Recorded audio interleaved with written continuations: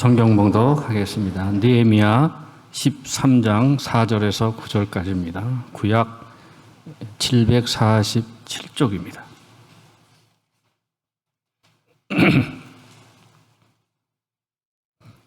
이전에 우리 하나님의 전에 방을 맡은 제사장 엘리야십이 도비아와 연락이 있었으므로 도비아를 위하여 한 큰 방을 만들었으니 그 방은 원래 소재물과 유황과 그릇과 또 레위 사람들과 노래하는 자들과 문지기들에게 11조로 주는 곡물과 새 포도주와 기름과 또 제사장들에게 주는 거제물을 두는 곳이라. 그때에는 내가 예루살렘에 있지 아니하였느니라. 바벨론 왕 아스다스라 32년에 내가 왕에게 나아갔다가 며칠 후에 왕에게 말미를 정하고 예루살렘에 이르러서야 엘리야십이 도비아를 위하여 하나님의 전뜰의 방을 만든 악한 일을 안지라. 내가 심히 근신하여 도비아의 세간을 그 방 밖으로 다 내어 던지고 명령하여 그 방을 정결하게 하고 하나님의 전에 그릇과 소재물과 유황을 다시 그리로 들여 놓았느니라. 아멘. 이 시간 담임 목사님께서 나오셔서 내가 심히 근심하여 정결하게 하고라는 제목으로 말씀이 있으시겠습니다.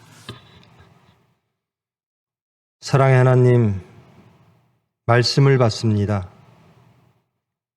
빛되신 말씀으로 우리의 모든 것 다 드러나게 하시고 권능의 말씀으로 고치시고 만드시고 살리셔서 주님이 원하시고 바라시는 참된 시간 될 수 있도록, 복받는 시간 될 수 있도록 주님 인도하여 주시옵소서. 예수님의 이름으로 기도합니다. 반갑습니다. 우리 느헤미야 이제 마지막 시간입니다. 여러분, 느헤미야를 통하여 그리고 마지막 선포되어지는 말씀을 통하여 정말 느헤미야와 같은 신앙, 그런 인물이 되어서 하나님께 기쁨 드리는 여러분 되기를 축원합니다. 느헤미야는 1장의 첫 시간 말씀이죠. 눈물로 시작합니다. 느헤미야는 눈물의 기도자로 역사에 등장을 하죠.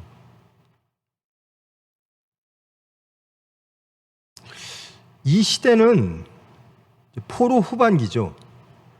이스라엘 역사를 보면 유대가 주전 587년에 바벨론에게 망하죠. 그리고 그 바벨론이 페르시아에게 망합니다. 성경에 바사라고 나오는 페르시아에게 망합니다. 그 바벨론을 멸망시킨 왕이 바사 초대왕 고레스죠. 그 당시에 아시리아나 바벨론은 그들이 복속시킨 정복한 나라들을 다스림에 있어서 매우 난폭하고 포압적으로 다스렸습니다. 근데 이 고레스는 포용 정책을 한 거죠. 세금도 내고 페르시아 왕의 지시를 받아야 되지만 자치적으로 운영할 수 있도록 그 민족을 총독으로 세우기도 했습니다. 그리고 그들이 믿는 신을 믿도록 했습니다. 그 결과 첫 번째 귀환, 여러분이 잘 아시는 고레스 칙령이라고 하는 587년에 나라가 망하고 538년에 1차 귀환, 예루살렘으로 1차 귀환이 이루어지죠. 세스바살과 수룹바벨의 인도로 1차 귀환이 있고요. 그 다음에 에스라에 의하여 538년 이후로 한 80년 후에 에스라에 의하여 2차 귀환이 이루어지고요. 또 10여 년 후에 이 느헤미야에 의하여 3차 귀환이 이루어집니다. 저와 여러분은 이 느헤미야의 3차 귀환, 그리고 느헤미야의 하나님을 위한 일들을 함께 했습니다. 정리하면 여러분, 이 느헤미야 13장으로 된 짧은 성경이거든요. 전체를 한번 다, 이제 마지막 시간이니까요, 집에 가시면 전체를 쭉 읽어보십시오. 느헤미야가 무엇을 했는가, 이 느헤미야서에서 우리가 깨달아야 될 말씀, 우리의 삶을 돌아보며 우리가 고쳐야 될 것들, 받아들여야 될 것들을 한번 돌아보시기를 바랍니다. 눈물의 기도로 시작한 느헤미야가 그 과정, 성벽을, 예루살렘 성의 벽을 보수하고 개축하는 그 과정 중에 여러 가지 어려움들이 닥칩니다. 거기에 있던 유대인들의 어려움, 또 그것을 반대하는 이방 백성들의 모함, 그리고 죽음에 대한 협박 등등 여러 가지들을 다 이겨내고 성벽을 개축합니다. 그리고 에스라와 함께 말씀을 선포하죠. 모세오경, 성경에 대한 율법을 선포하게 됩니다. 그리고 족보, 직분, 지파들을 다 구분시키고 또 직분들을 다 새롭게 합니다. 그래서 이스라엘이 멸망당하기 전 하나님의 뜻대로 성전이 제사 드리는, 그리고 지파들이 나뉘어지는 것, 이 모든 것들을 회복하고자 했습니다. 그리고 이것들을 거의 완성했습니다. 그리고 이 13장, 오늘 본문의 말씀 이전에 느헤미야는 12년간의 예루살렘, 유다 총독의 일을 마치고 바벨론으로, 페르시아로 귀환을 했습니다. 그리고 오늘 말씀대로 그 후에 다시 예루살렘을 총독의 임무를 띠고 왔는지, 혹은 여기 성경대로 며칠간의, 얼마간의 말미로 예루살렘에 왔는지는 확실치 않습니다만은 예루살렘에 다시 오게 됩니다. 그리고 뜻밖의 일들을 발견하게 됩니다. 이것이 또다시 느헤미야의 개혁이라는 이름으로 불려지는 일들이 벌어집니다. 여러분, 에스라 느헤미야 시대에는요, 매우 엄격했습니다. 이방인들과 결혼을 다 파기시키고, 그래서 등장한 말씀들이 룻기, 이방 여인이 예루살렘에 들어오는 그런 것들이 나오고요. 또 요나서도 마찬가지라고 생각됩니다. 이방 백성들을 하나님은 어떻게 다스리실까? 근데 그 당시 역사로 보면, 에스라 느헤미야 시대에 보면 너무나 이방인들과 세상인들과 하나가 되어서 정체성도 없어지고 예배도 없어지고 성전이 없어지는 그 지경에 에스라 느헤미야는 엄격한 말씀, 율법, 성전 중심의 나라를 세우고자 했습니다. 안식일을 철저하게 지켜야 했었고요. 또 이방 백성과 결혼한 사람들은 이혼까지 시켰습니다. 그리고 제사장의 아들이 이방 백성과 결혼하자 내쫓았습니다. 너무나 혼탁해 있고 너무나 하나님을 떠나 있는 백성들을 하나로 모이기 위해서 율법을 철저하게 준수하기를 유대 백성들에게 요구했던 거죠. 여튼 12년 만에 돌아와 보니 그가 회복시켰던 유대 나라가 또다시 타락한 모습을 보게 됩니다. 4절 말씀, 우리 하나님의 전에 방을 맡은 제사장 엘리야십이 도비야와 연락이 있었으므로. 제사장, 이 엘리야십이라고 하는 인물은 느헤미야를 도와서 성벽을 구축하는데 열심히 했던 제사장이거든요. 근데 그 제사장과 동일 인물인지는 확인할 수가 없습니다, 성경상. 그런데 이 제사장이, 도비야라고 하는 사람은 이방 사람, 암몬 사람입니다. 느헤미야가 12년 동안 하고자 했던 일들을 계속 방해했던 이방 사람이죠. 근데 제사장과 도비야, 세상이 하나가 돼 있더라라는 겁니다. 12년 만에 돌아와 보니 어떻게 하나가 돼 있는가? 세상을 위하여, 도비야를 위하여 성전에 큰 방을 만들어서, 그 방은 원래 어떤 목적으로 만들어진 거냐면요, 소재물과 유향과 그릇과 또 레위인들과 또 노래하는 자들, 찬양대죠, 노래하는 자들과 문지기들에게 11조로 주는 곡물과 새 포도주와 기름과 또 제사장들에게 주는 거제문을 두는 곳이라. 즉 구분된 곳이라는 것이죠. 분별된 곳, 거룩한 곳이라는 겁니다.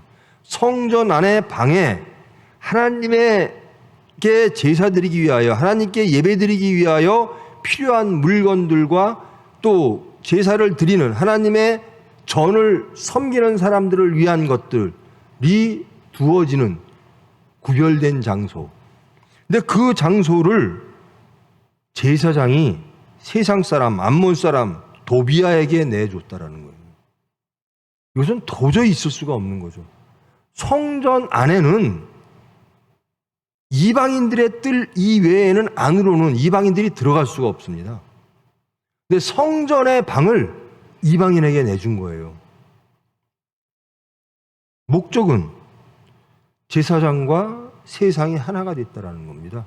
그래서 여러분, 하나님을 믿는데 지금으로 돌아오면요, 하나님을 섬기는데 나 말씀대로 살 거예요, 나 예수님을 믿어요, 하나님의 백성으로 살 거예요. 그런데 적당히 세상과 연락하고 세상과 적당히 타협하면 훨씬 살기가 편해요.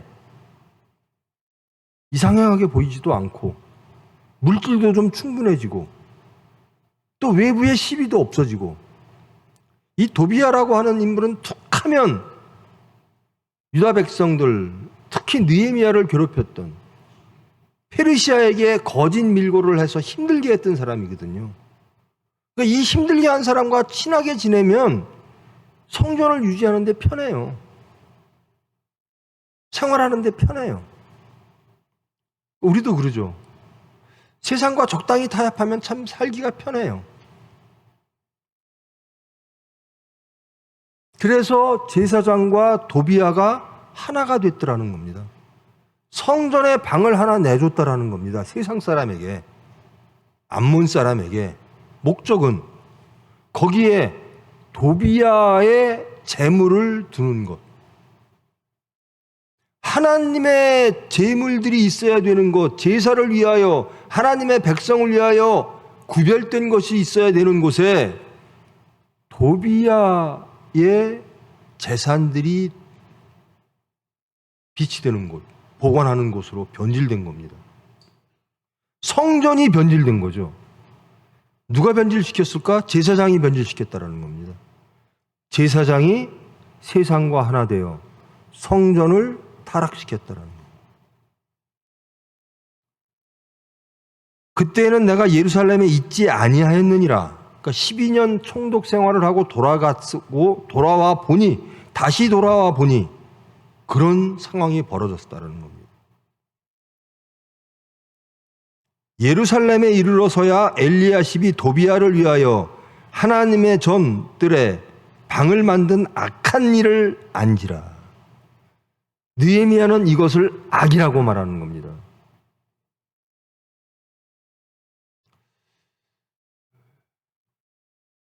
제사장을 변명하자면 저 도비아에게 조금 내주면 우리 유대 사람들이 편해요. 이 성전을 유지하는데 편해요. 시비 거는 사람이 없어요. 계속 뭐라 그러니 방이라도 하나 내준 겁니다. 그 사람의 이익을 조금 챙겨주고 그 사람의 이익뿐만 아니라 우리 유대 백성들이 좀 편해졌습니다. 성전을 운영하는데 좀 편해요. 시비 거는 사람이 없으니까요. 이렇게 변명할지 모릅니다. 근데 느헤미야는 이것을 보고 악이라고 말합니다. 악한 일을 했다라는 겁니다.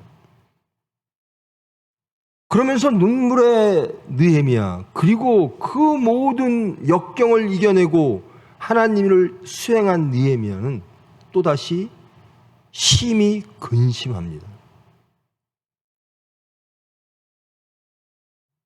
엘리야십의 근심은요, 도비아였습니다. 세상이었습니다.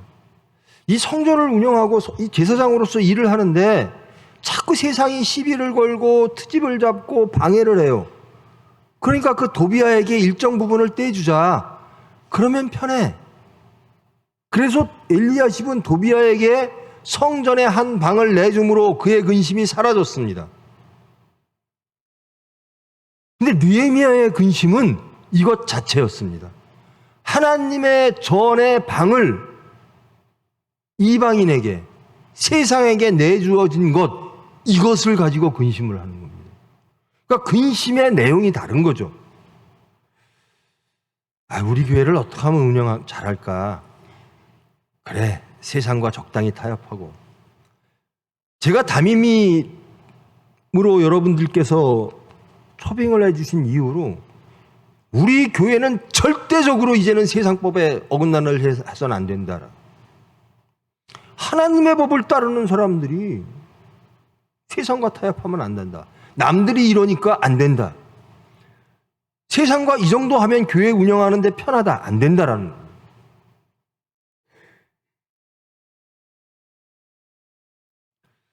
교회를 운영하는데 이 사람 말도 좀 들어주고 적당히 저 사람 말도 좀 들어주고 또 우리가 예배생활, 우리가 신앙생활을 하는데 어떻게 하나님만 갖고 갑니까? 우리의 삶이 예배되어지기를 원합니다. 그러나 거기에 불순물이 조금씩 낄 수 있죠. 그래야 예배생활 하는데 훨씬 더 잘합니다. 제가 예배생활 안 하겠다는 게 아니고 교회가 교회답지 않겠다는 게 아니고 그 더 큰 것, 더 많은 것을 잘하기 위하여 약간의 악을, 약간의 세상을 용납합시다. 이런 식의 타협은 우리가 쉽게 넘어지기 쉬운 그런 타협의 일종이죠.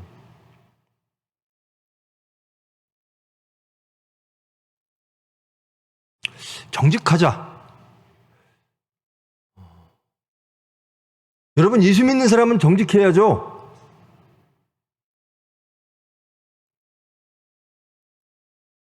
그런데 정직하십니까?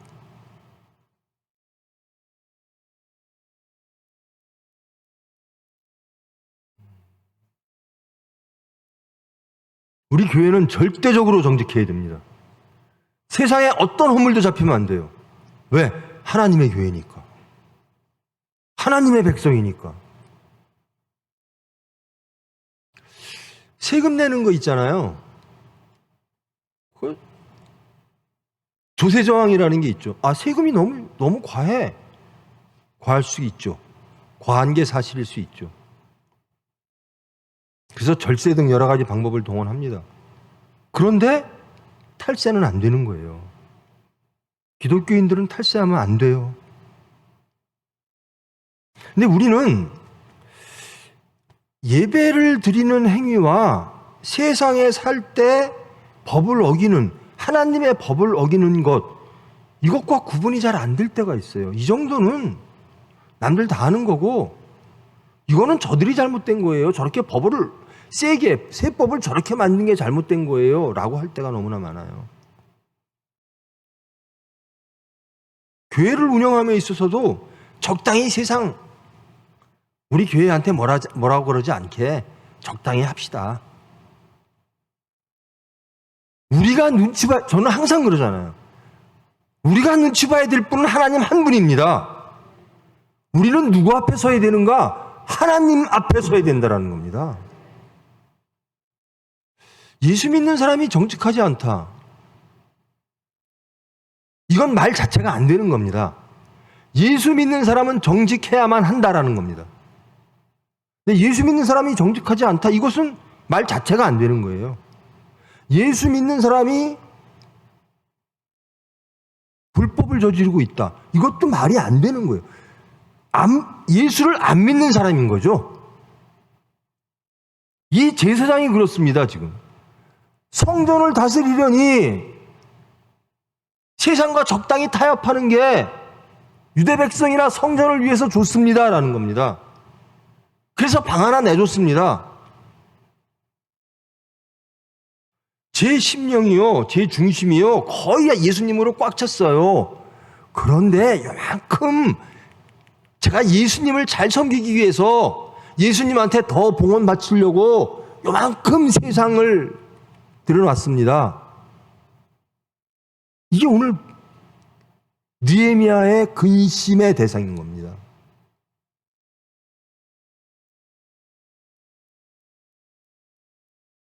이것은 느헤미야는요, 그것을 악이라고 말하는 겁니다. 하나님의 말씀대로 살지 않으면 악입니다. 저와 여러분 적당히 타협이란 없습니다. 세상과 타협하면 하나님께 반역입니다.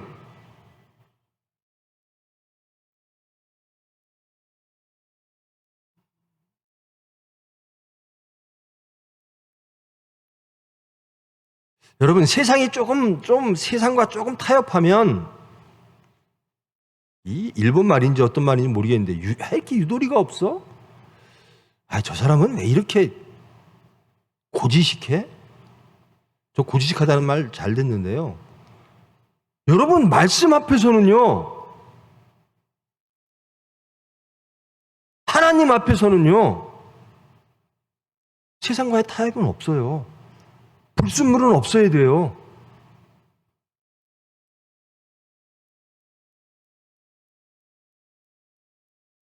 근데 이 엘리야십은요, 이게 지금 대한민국의 기독교의 모습과 거의 비슷한데요. 교인들이 많이 모이려면요, 성전, 교회를 크게 벌이려면요, 어떻게 말씀대로만 살려고 합니까? 교인들, 강단에서 교인들의 눈치를 보고요, 강단에서 세상의 눈치를 보고요. 왜? 많이 모이게 하려고. 그래서 말씀이라도 한 번 더 들어야지. 그게 그들의 명분이에요. 그래서 그 말씀을 듣고 신앙생활을 하는 사람들은 그게 신앙인 줄 알아요. 그분이 하나님인 줄 알아요. 그렇게 사는 게 신앙인 줄 알아요. 그래서 십자가의 말씀이 불편한 겁니다.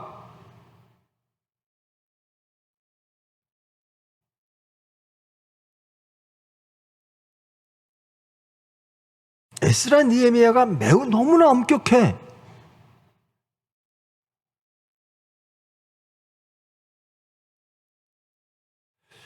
여러분, 출애굽한 이스라엘 백성들이요, 이제 가나안 땅으로 가야 되잖아요. 그래서 모세가 각 지파에서 한 명씩을 뽑습니다. 그래서 하나님이 허락한 저 땅을 한번 염탐해봐라.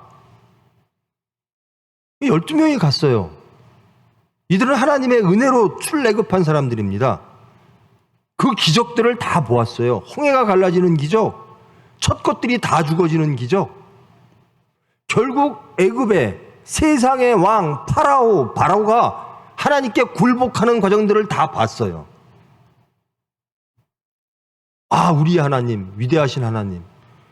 근데 가나안 땅에 딱 가보니까요, 염탐하러 가보니까 무서운 거예요. 아이고, 우리가 저기 들어갔다간 큰일이구나.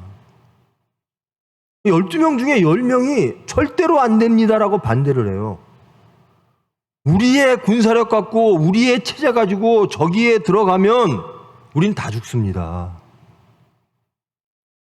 근데 2명만 아니라고 그러죠. 무슨 소리 하는 거냐? 여호수아 갈렙이 말합니다. 저들이 무엇이냐? 다윗처럼 얘기하죠. 하나님의 이름으로 가는 것이다라는 겁니다. 하나님께서 해주실 것이다라는 겁니다.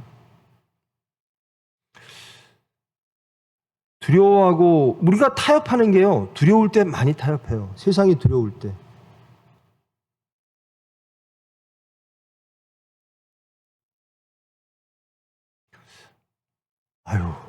이놈의 집값이, 서울의 집값이 너무나 올라서 내 자식은 도대체 집을 살 수가 없네. 근심이죠. 그러니까 예수님 믿는 것보다 집값 오르는 게 더 걱정해요. 더 근심해요. 그래서 적당히 타협합니다. 집 감싸야 돼. 그러려면 하나님은 뒤로 하고 집을 먼저 봐.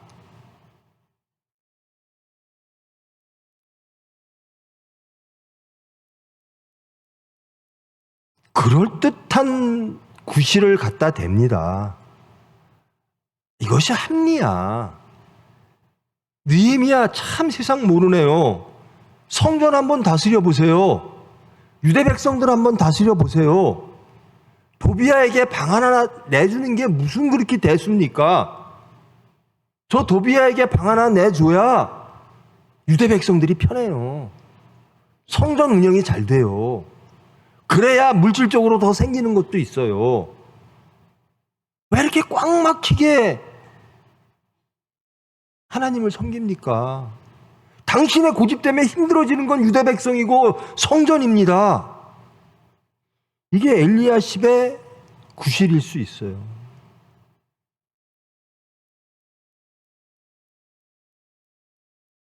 그런데 느헤미야는 이 엘리야십을 보고 이 유대 백성들의 행태를 보고 악이라 규정하며 근심하는 겁니다.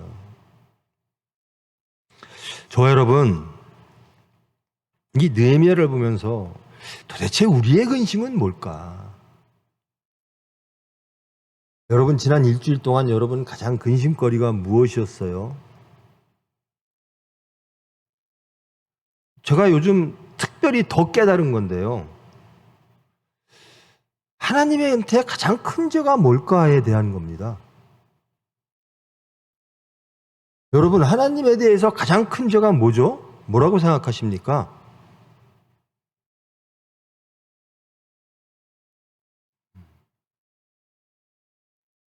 저는 그래서 제가 정말 새롭게 깨닫고 여러분들과 새롭게 시작을 해야 되겠구나라고 다짐하는 게요. 가장 큰 범죄는 사랑하지 않는 죄라는 겁니다. 하나님은 사랑이시니 레위서나 신약에서도 하나님과 이웃을 사랑하는 것이 기독교인들의 강령이다. 이것이 첫 번째 되는 율법이다. 근데 사랑하지 않는 죄를 가볍게 여겨요. 화낼 때 화내고 그냥 화 안 내죠. 보세요, 제가 화 안 내게 생겼습니까? 이렇게 말을 해요. 보세요, 제가 혈기 안 내게 생겼습니까? 보세요, 제가 심판하지 않게 생겼습니까? 보세요, 제가 손에 돌을 안 들게 생겼습니까? 보세요, 제가 조롱하지 않게 생겼습니까? 하는 것들을 보세요. 세상을 바라보고 우리 교회의 내부를 바라보면서 그런 말들을 많이 해요. 저 가늠한 여인을 좀 보세요. 제가 제 손에 든 돌이 잘못된 겁니까? 저 가늠한 여인이 잘못된 겁니까? 제가 소란 떨고 조롱하는 제가 잘못된 겁니까? 저 삭개오가 잘못된 겁니까? 우리는 정당해요. 근데 깨닫지 못하는 게 무엇인가? 사랑하지 않는 죄, 용서하지 않는 죄. 우리는 다 이유들을 만들어요. 그래서 우리는 합당하다라고 얘기를 해요. 느헤미야가 12년 동안 총독 일을 하고 예루살렘을 비운 가운데 예루살렘은 평온했을지도 몰라요. 그들 생각에 잘 돌아간다라고 생각할지도 몰라요. 제사가 잘 되고 있고 유대 백성들은 편안하다. 그런데 느헤미야는 어느 관점에서 보느냐? 하나님의 관점에서 바라본다라는 겁니다. 너희들이 편안하다라고 하는 그 행위들이 세상과 일정 부분 타협하여 세상의 질서들을 일정 부분 수용하여 평안하다라고 하는 그것들이 하나님 앞에 악이다라는 겁니다.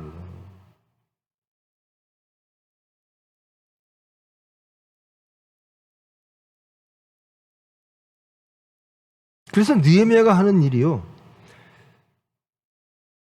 그 방에 있는 도비아의 세간, 아주 무시하는 말투로 세간이라고 표현하죠. 아마 금은 보석이었을 거예요. 재물들이었을 거예요. 그것들을 다 방에서 내 던집니다. 그 방 밖으로 다 내어 던지고 명령하여 그 방을 정결하게 하라. 그리고 정결하게 한 후에 하나님의 제사물들을, 원래 있어야 될 거룩한 것들을 다 들여놓는 거예요. 여러분, 신약에서 예수님이 교회를, 성전을 정화시키죠. 청소하시죠. 여기는 하나님께 예배드리고 만인이 기도하는 집이니라. 너희는 교회를 장사의 소굴로 만들었구나. 채찍을 들어 다 물건을 엎으십니다.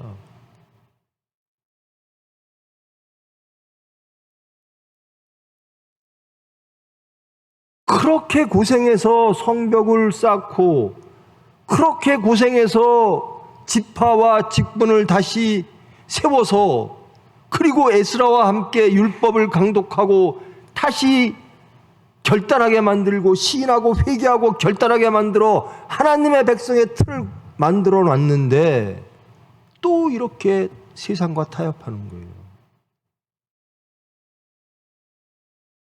이게 우리의 모습은 아닐까? 정말 저 하나님 뜻대로 살겠습니다. 뜨거운 하나님을 영접하고 뜨거운 눈물을 흘렸던, 그리고 시인하고 회개했던 우리가 시간이 지나다 보니 세상과 일정 부분 타협하면서도 그게 악인지도 모르며 그것을 악으로, 그러니까 양심이 화인당한 겁니다. 이것은 일상입니다. 말씀대로 사는 게 일상이어야 되는데 세상과 타협하는 게 일상이 되어버렸어요. 죄와 타협하는 게 일상이 되어버렸어요.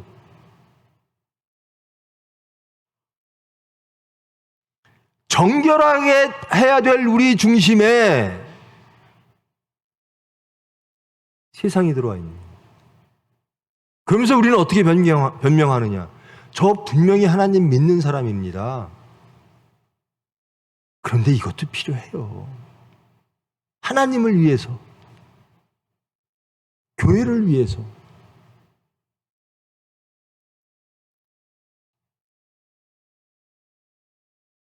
근데 성경은 분명하게 말합니다. 그것은 악이다.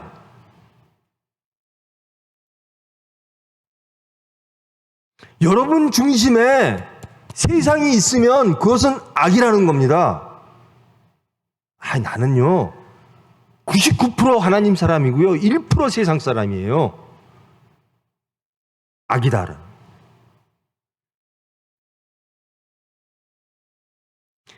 느헤미야가 그렇게 고생해서 만든, 회복시킨 예루살렘이 또 타락하는 겁니다.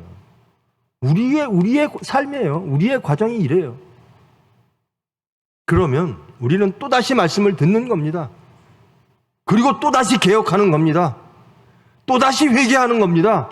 또다시 하나님께로 돌아가는 겁니다. 느헤미야의 말을 들어야 되는 거예요. 여러분, 제발 세상의 두려움과 타협하지 마십시오. 정말 두려운 분은 하나님이십니다. 여러분의 근심은요, 하나님 앞에 잘못 쓰는 것이어야 됩니다. 하나님을 반역하는 것이어야 합니다.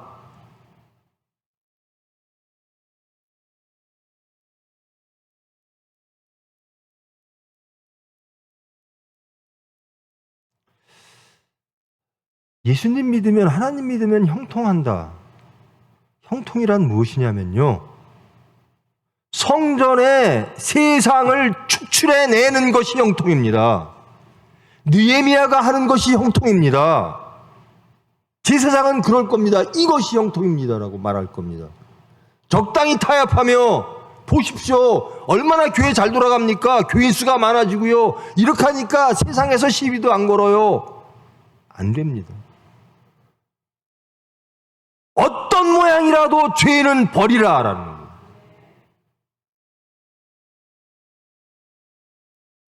명령하여 그 방을 정결하게 하고 하나님의 전의 그릇과 소재물과 유향을 다시 그리로 들여 놓았느니라.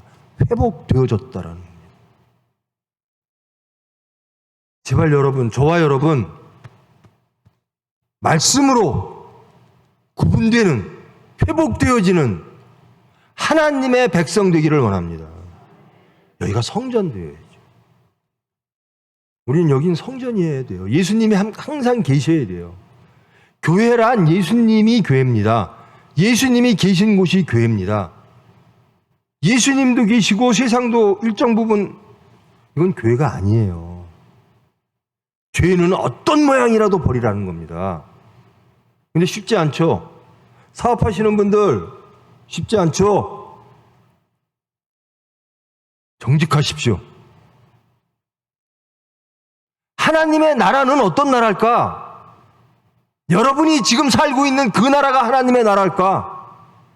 돌아보십시오.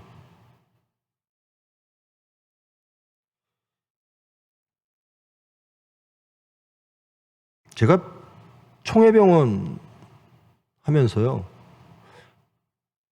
하여튼 수시로, 제가 느끼기는 수시로죠. 이 지방국세청 대전에서 이렇게 세무조사가 나옵니다.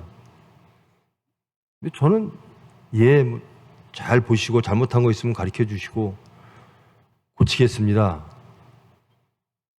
근데 밑에 사람들은 그거를, 경리팀들은 그걸 다 하려면 힘들죠. 저 원장은 맨날 도대체가 세무쟁이 오면 털으세요라고 말하는 건지. 저는 그러기를 원합니다. 총회병원은 하나님의 병원입니다. 하나님 앞에 서야 되는 거죠. 여러분의 모든 사업체가 하나님의 사업체 되기를 원합니다. 이게 지금 느헤미야가 악이라고 규정하는 거예요. 그래서 강단에서 제발 그런 소리 좀 하지 마세요. 교인들 그 말 어떻게 다 지키고 삽니까? 그 말 하면 교인들 불편해서 떠나가요. 맞아요. 십자가의 말씀은 불편합니다. 예수님이 불편합니다. 예수님이 가신 길이 불편해요. 예수님의 삶이 불편합니다. 우리 육체대로 살려면.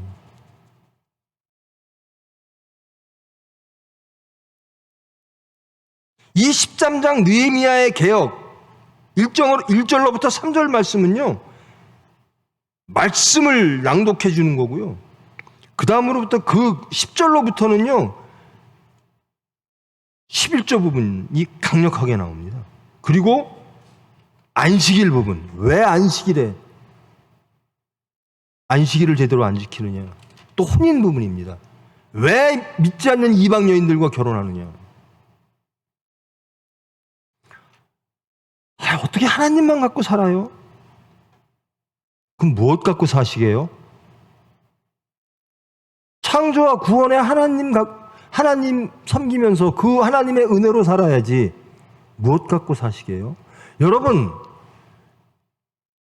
12지파의 12명이 10명은 가나안에 사는 원주민들을 두려워하며 우리 가면 죽습니다 했고요. 갈렙과 여호수아는 무슨 소리냐, 하나님이 지켜주시리라고 가는 겁니다.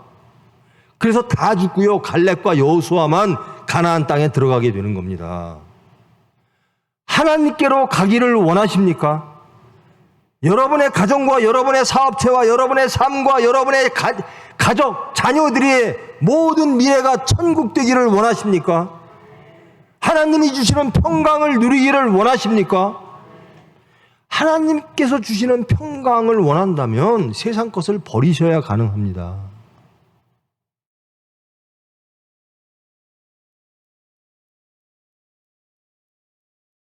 성전이 크죠? 근데 그 중에 방 하나 내준 겁니다.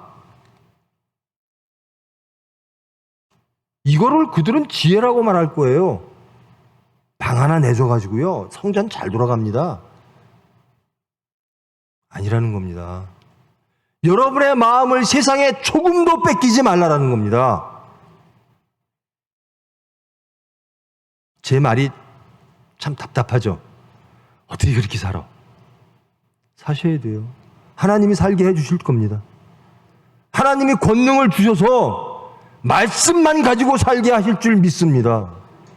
그래야 하나님이 주시는 화평을 누립니다.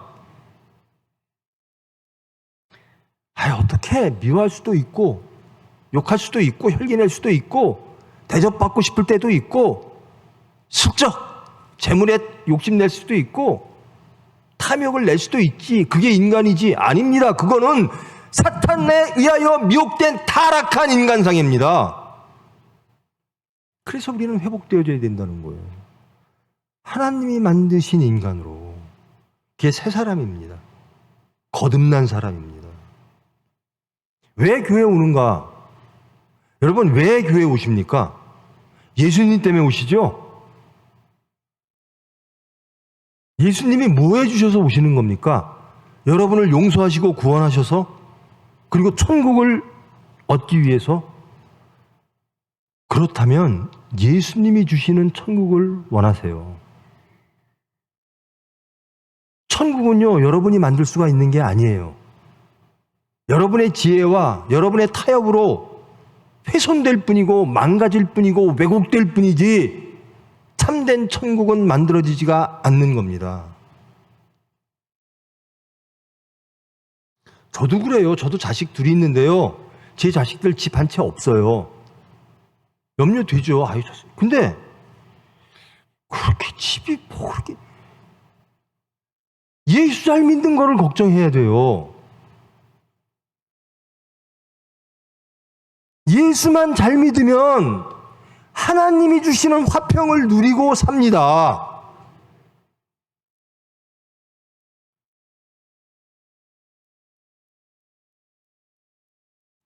여러분 자녀들이 어떻게 됐으면 좋겠어요?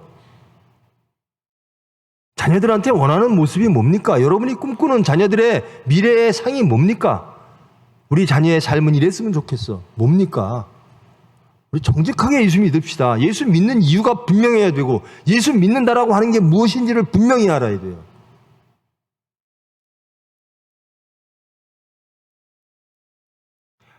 여러분, 아브라함이요, 하나님의 말씀에 순종하여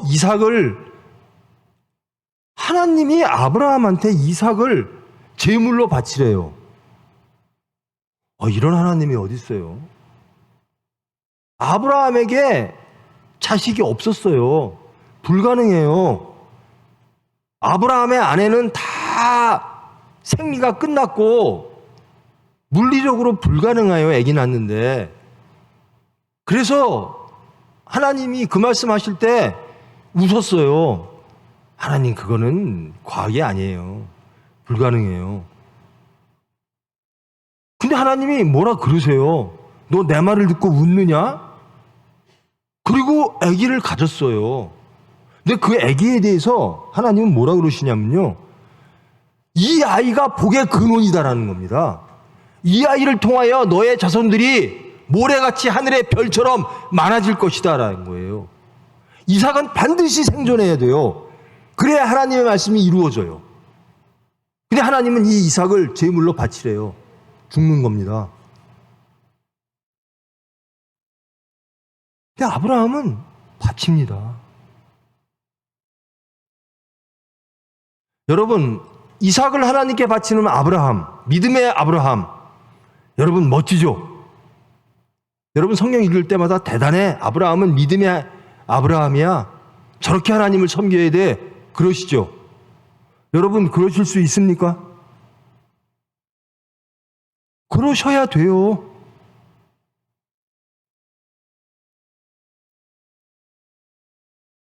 제발 지적으로 동의하지 마십시오. 하나님의 말씀을 지적으로 동의하고 느헤미야가 한 일 멋있어 오라, 이게 아니고요. 이렇게 살아야 된다라는 겁니다. 그게 믿음이에요. 그게 신앙생활이고요. 아브라함은 멋있는데 저는 못해요.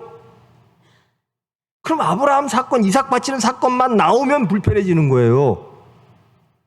예수님께서 너희의 십자가를 지고 나를 따르라, 십자가 지고 가는 예수님은 멋진데 따라가기는 불편해요. 왜요? 세상에서 다 잃는 건데. 그럼 내 자식은 어떡하고? 하나님께 맡기고 가는 겁니다. 여러분 자식을 누구에게, 그러니까 여러분들은 저나 여러분이나 똑같아요. 세상 사람들은, 믿지 않는 사람들은, 하나님을 모르는 사람들은 세상을 자기가 만들고자 해요. 자식의 미래를 내가 만들고자 해요. 근데 믿는 사람은 하나님께 맡기는 사람입니다. 여러분의 미래를 하나님께 맡기는 사람입니다. 하나님을 의지하는 사람이라.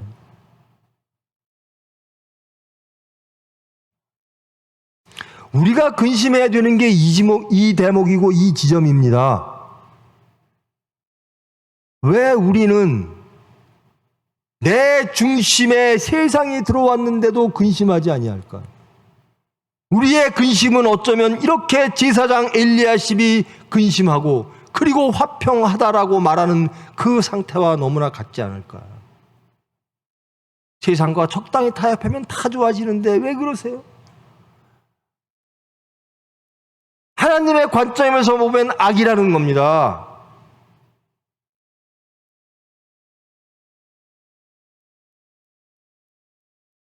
예전엔 그랬어. 이런 말 잘하죠. 예전에는 다 그렇게 하고 그렇게 살았어. 그렇게 넘어갔어. 아닙니다. 예전에도 하나님의 말씀은 이대로였습니다. 하나님의 말씀은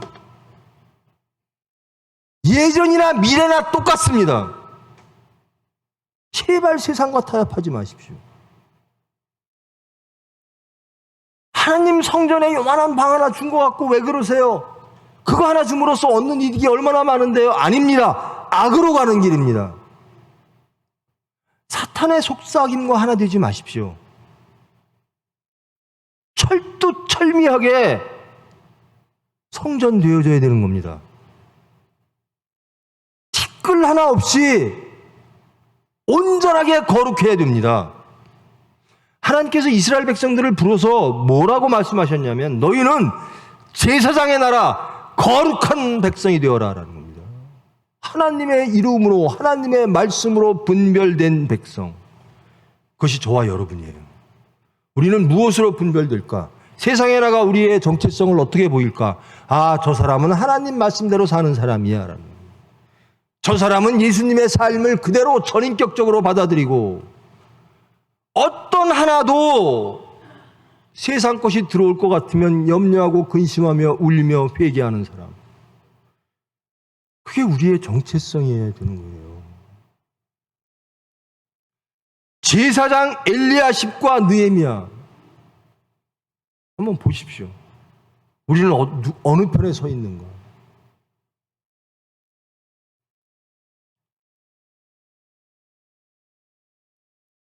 왜 이스라엘이 멸망당했는가?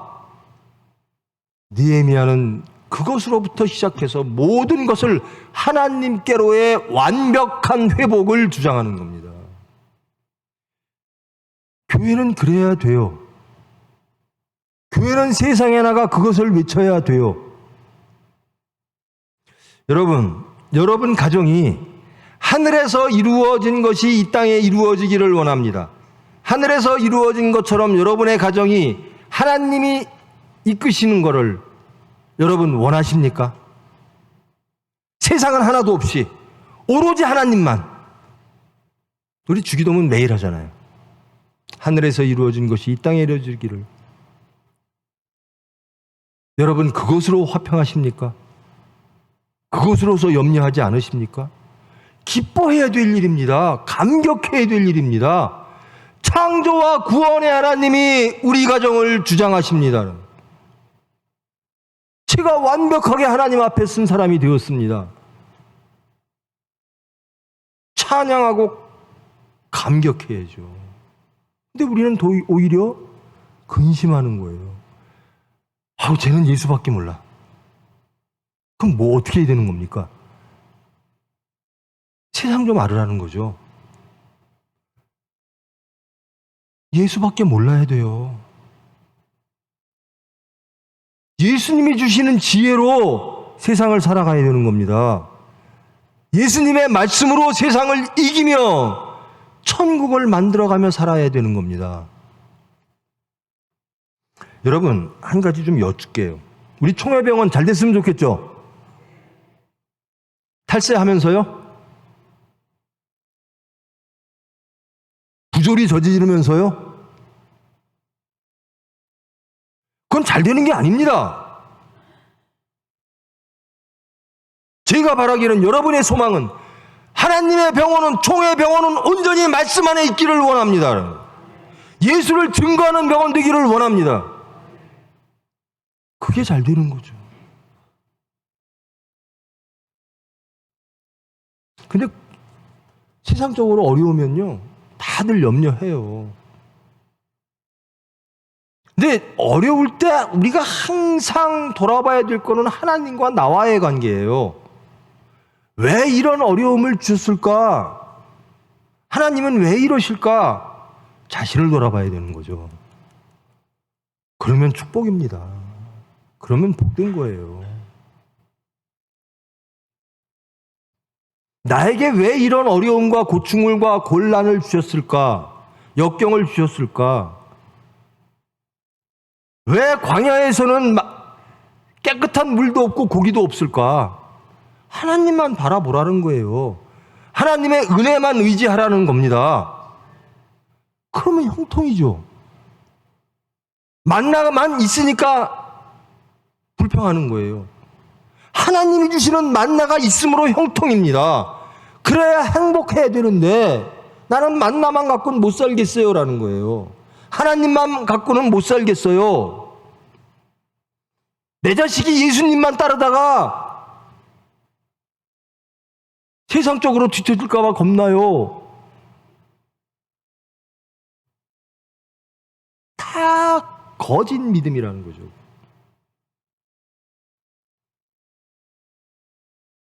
그 성전에 방 하나 줬다고 뭐 그렇게 방 하나 줌으로써 얻는 이득이 얼마나 많은데요.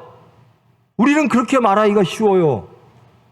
그런데 하나님은 악이라는 겁니다. 그것을 깨끗이 정결하게 하라는 겁니다. 그리고 말씀으로 채우라는 겁니다. 하나님의 것으로 채워서 분별되게 거룩하게 만들으라는 겁니다. 이거 그냥 넘어갈 수도 있어요. 우리 생활이 그래요. 여러분의 마음이 그래요.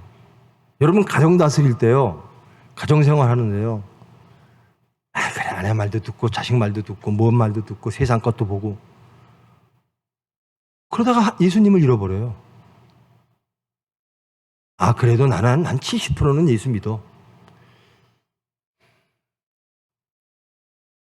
느헤미야가 말합니다. 성경이 말합니다. 오늘 성령님께서 말씀하십니다. 한 방도 뺏기지 말아라. 여러분의 마음 한 틀도 세상에게 빼앗기지 마라. 절대로 세상과 타협하지 마라. 온전히 말씀 안에 거하라. 그래야 하나님의 백성이다. 하나님이 온전케 하시리라.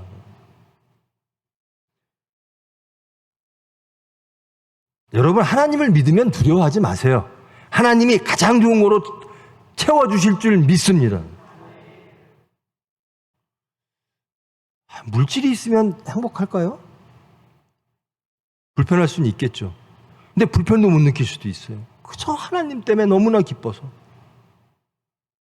제발 우리 교회가 그랬으면 좋겠어요. 결단코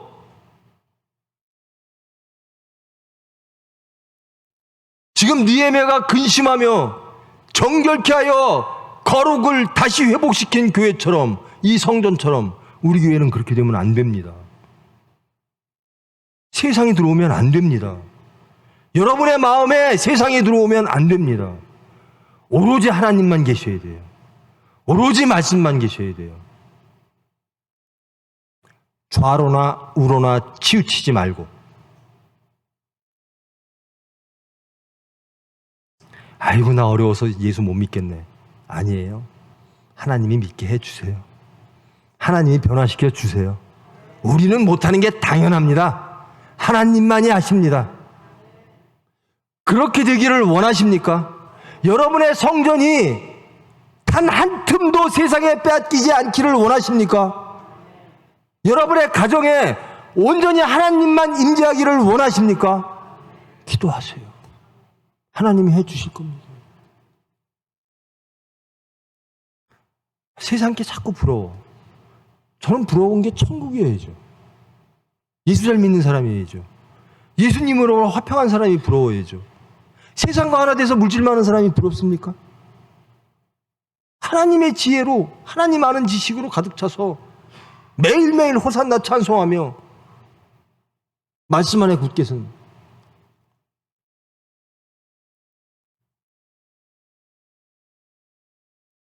가슴 한구석 계속 짓누르는 게 있어요. 부모로서 내 자식이 예수 잘못 믿으면 어떡하나, 내 자식 지옥 가면 어떡하나, 내 자식 하나님한테 버림받으면 어떡하나.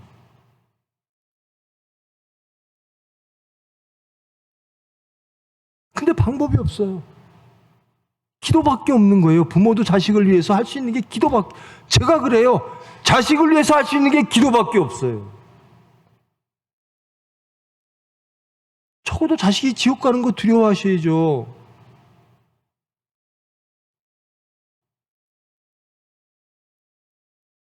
느헤미야의 눈물의 기도로 시작한 이 사업들이 완성되었는데도 불구하고 회개는 지속되어지는 겁니다. 여러분, 말씀 열심히 읽으세요. 하나님의 말씀을 열심히. 여러분, 세상 얘기 듣는 데는 참 빨라요.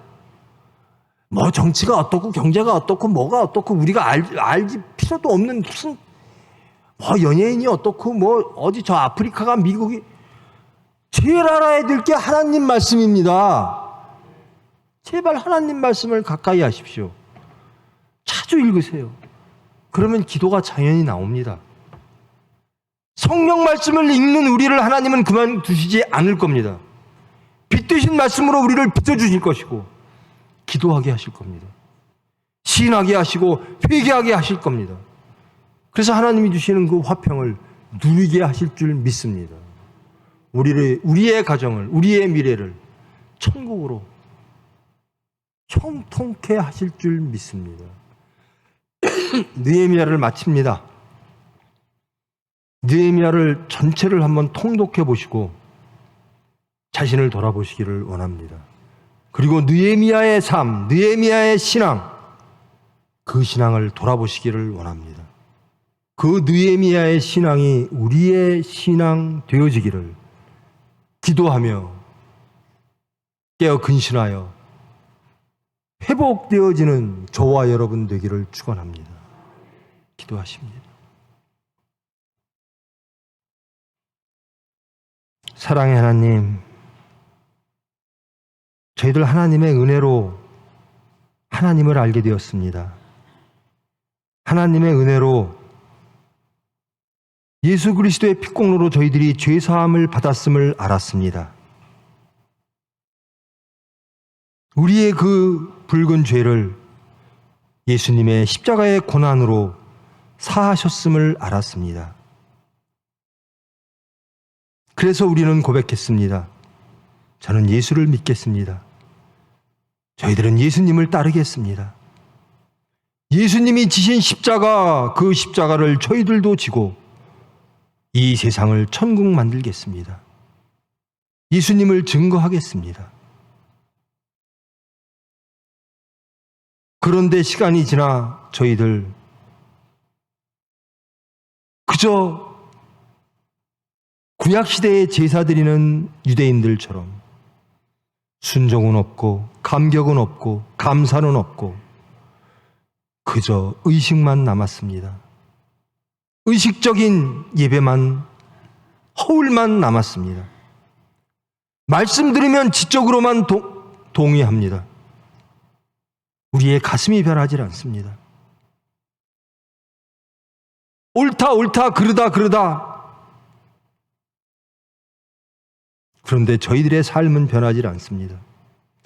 구체적인 삶의 자리에서, 구체적인 사건 속에서 말씀을 이루기를 원합니다. 예수님처럼 행하기를 원합니다. 사건 속에서 저자는 예수 믿는 크리스찬이구나, 예수를 증거하는 저희들 되기를 원합니다.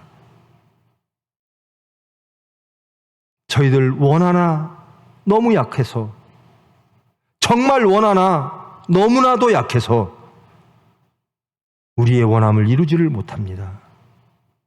우리의 연약함을 아시는 주님께서 해주실 줄 믿습니다. 기도하게 하여 주시옵소서. 깨어 근신케 하여 주시옵소서. 권능의 말씀으로 저희들을 고치시고 만드시고 살리시사 새 사람 만드사 끝내 승리하여 하나님 나라의 백성으로, 예수 그리스도의 일꾼으로 하나님의 사랑과 하나님의 권능을 누리며 행복한 삶을 사는 저희들 되기를 원합니다. 우리 마음에 한치도 세상에 빼앗기지 않기를 소망합니다. 주님께서 주장하사 우리의 심령을 이끌어 주시옵소서. 예수님의 이름으로 기도합니다.